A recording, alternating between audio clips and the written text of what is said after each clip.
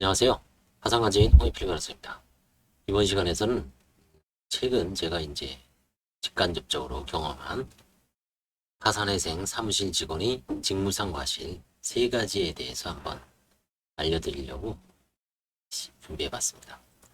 물론 마지막 하나는 사실 뭐 실수는 아닐 수도 있습니다. 이제 그게 가서 끝날 수 있는 법원에 파산회생을 제기할 수 있는데 어려운 법원에 굳이 제기해서 어렵게 가면은 실수라고 볼 수가 있죠.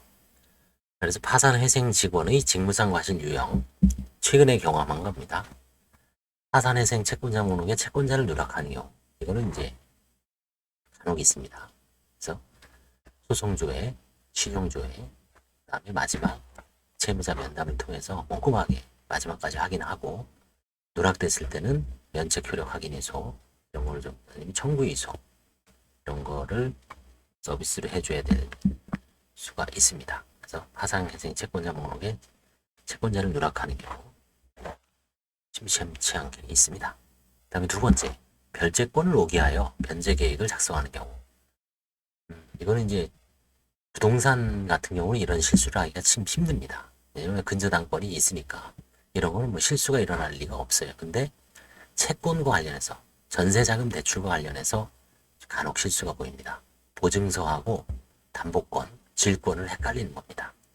부채증명서에 분명히 질권 표기가 없었어요.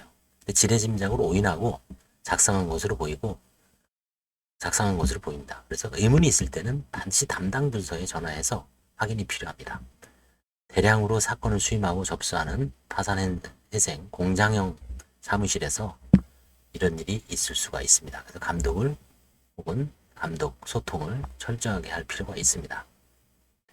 이제 한국주택금융공사, 대한도시주택공사, 그다음에 서울보증보험 이런 이제 보증보험 기관에서 주택 전세자금 이제 대출에 대해서 보증서를 끊어주죠. 어디다가 은행이죠, 은행. 대출이 일어나는 데는 은행입니다. 한국주택금융공사에서 직접 대출을 실행하지 않습니다. 대한주택도시공사에서도 대출 취급기관이 아닙니다. 공익 목적으로 설립한 정부에서 설립한 보증기관입니다. 신용보증기관도 마찬가지죠. 기술신보도 마찬가지입니다. 서울신용보증재단도 마찬가지입니다. 강원신용보증재단 16개 시도에 다 있죠. 강원, 충북, 대전 다 마찬가지입니다. 이거는 공익적 목적으로 설립한 보증기관입니다. 그래서 이제 그 보증서와 보증서에 의해서 금융사고가 났을 때 전세보증금을 이제 임대인한테 주고 세입자한테 주고 세입자는 이제 보증보험이 들었으면 세입자한테 주고 그런 회사가 그런 기관이 이제 구상권을 행사하죠. 그래서 구상권을 행사하면서 채권 양도를 받았는지, 그렇죠? 따로 선행적으로 질권을 설정했는지 이런 걸 일일이 다 확인해야 됩니다. 좀 점점 더 사건이 어려워지고 있습니다. 어제도 이제 관제인하고 모임에서 전세 자금을 뭐 1억 5천을 대출 받아서 그 임대인한테 이제 입주를 했는데 나중에 나올 때 임대인이 뭐 은행에 변제하겠다고 하는 말만 믿고 채무자는 그냥 이제 저거 한 거죠.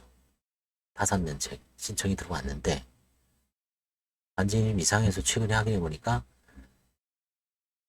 임대인이 아직 안 줬다는 거예요. 유기간에 질권이 설정된 것도 아닙니다. 그래서 결국은 어쩔 수 없이 환가를 해야 되죠. 1억 5천을 일로 갖고 와서 배당을 해야 됩니다. 그럴 때 과연 5,500만 원을 인정을 해줘야 되느냐 안 해줘야 되느냐 그런 문제가 좀 생기죠. 아무튼 별채권을 오기하기가 참 힘들지만 전세 자금 대출과 관련해서는 누구도 실수할 수 있기 때문에 장담할 수가 없습니다. 부동산 등기 근저당권을 뭐 실수하기 참 힘들지만 채권 질권, 그죠? 질권 설정 관련해서는 실수할 수 있고 사고가 많이 납니다. 대표적인 저희가 이제 변호사로서 수임한 거는 질권 설정되어 있는데 채무자한테 세입자한테 돈을 줘서 사고가 나서 뭐 사기냐 아니냐 형사적으로 다퉈지는 사건도 있습니다. 지금 실제 많습니다. 그 다음에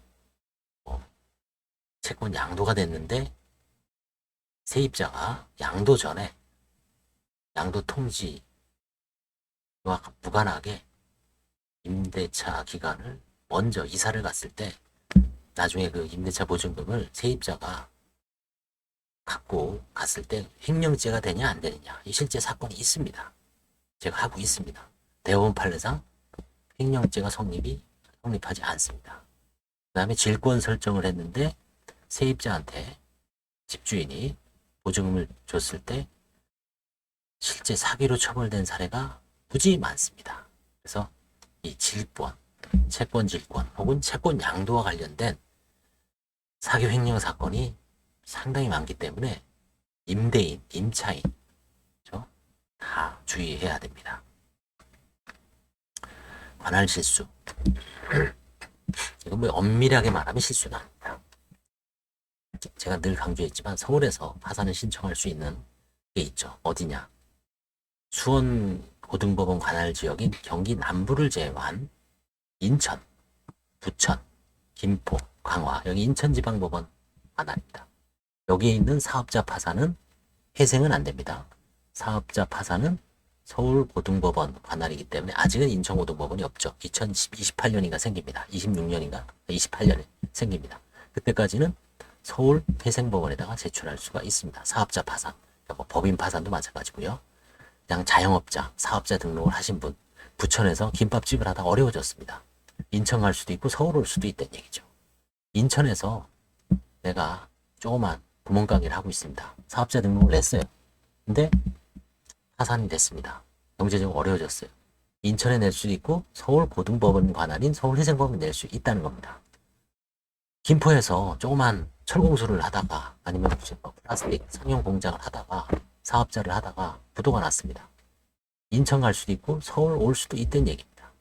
그 다음에 이제 경기 북부, 의정부, 파주, 연천, 포천, 구리, 남양주, 의정부, 그 다음에 고양, 서울을 뺑 둘러싼 위성도시 및 그 인근 지역이죠. 여기는 철원도 마찬가지입니다. 강원도 철원은 특이하게 강원도 관할이 아닙니다. 의정부 지방법원 관할입니다. 철원에서 특히 포천, 8사단 지역에서 8사단 오뚜기 부대가 없어졌죠. 없어졌으니까 어떻게 합니까? 상사가 안 돼요. 파산하고 싶다. 사업자로서 개인 파산 말하는 게 아닙니다. 사업자 파산을 말하는 겁니다.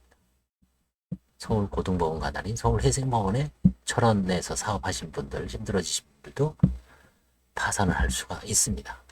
왜냐? 철원은 의정부 지방법원 관할입니다. 강원도, 춘천 관할이 아닙니다. 행정구역상으로는 강원도지만 사법 관할은 경기도, 의정부, 이게 특이점이죠.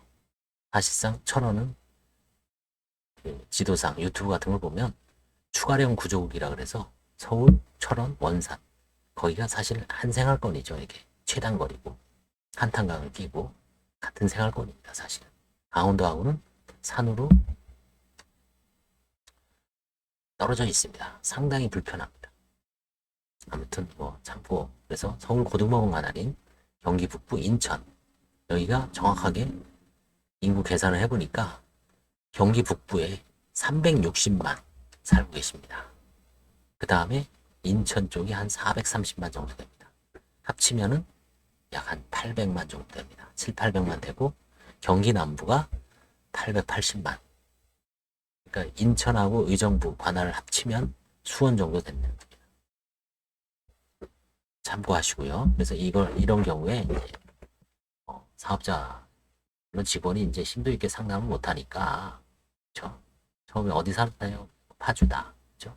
그 다음에 나머지 뭐 채권 채무 확인하고 특별한 재산 확인하는 과정에서 이제 모를 수도 있지만, 그래도 이제 만약에 직업이 뭐냐 그러면 사업자구나, 그럼 서울에다 할 수 있습니다라고 이게 팍 나와야죠. 이건 엄밀하게는 실수는 아니지만 사실상의 실수라고 하는 겁니다. 1, 2번은 이제 뭐 명백한 실수고요. 아무튼 최근 사례 3가지에 대해서 했기 때문에 법률사무, 사무장도 마찬가지고요.